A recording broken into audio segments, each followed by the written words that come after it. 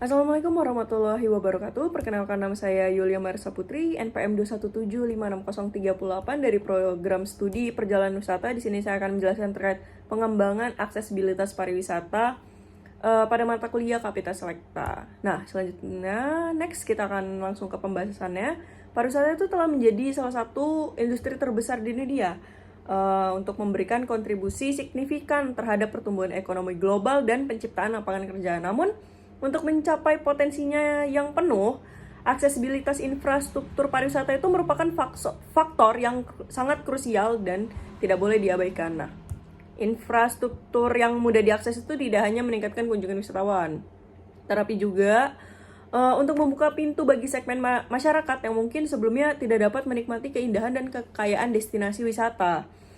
Next, infrastruktur pariwisata itu mencakup jaringan transportasi, akomodasi, sarana dan prasarana publik, serta fasilitas pendukung lainnya yang memungkinkan wisatawan untuk mengakses dan menikmati destinasi wisata dengan nyaman. Next, aksesibilitas yang baik itu akan mendorong pertumbuhan pariwisata yang berkelanjutan dan inklusif.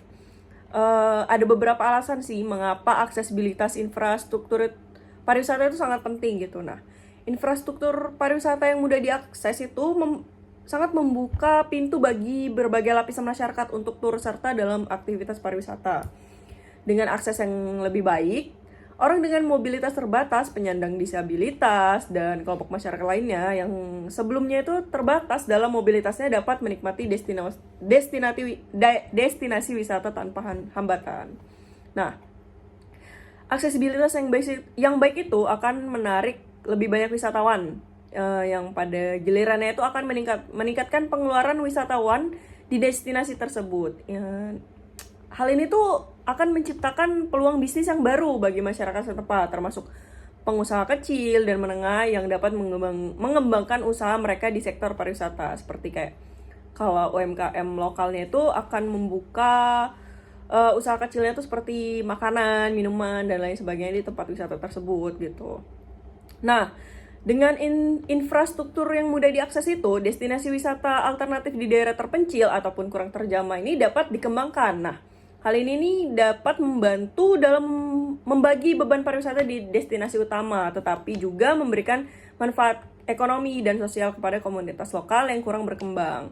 Aksesibilitas yang baik itu memungkinkan wisatawan untuk menjelajahi lebih banyak tempat dan atraksi di tempat destinasi yang mereka kunjungi dengan transportasi yang lancar dan akomodasi yang mudah diakses. Wisatawan juga dapat menghabiskan lebih banyak waktu untuk mengeksplorasi dan menikmati wisata lokal. Aksesibilitas infrastruktur pariwisata ini memainkan peran kunci dalam mempromosikan pertumbuhan ekonomi dan yang inklusif dan berkelanjutan. Dengan investasi yang tepat, kolaborasi antar sektor yang baik, dan perencanaan yang berkelanjutan, infrastruktur pariwisata ini dapat membuka pintu ke destinasi wisata yang lebih ramah bagi semua orang. Mungkin penjelasan terkait pengembangan aksesibilitas pariwisata cukup sampai di sini aja. Saya akhiri. Wassalamualaikum warahmatullahi wabarakatuh.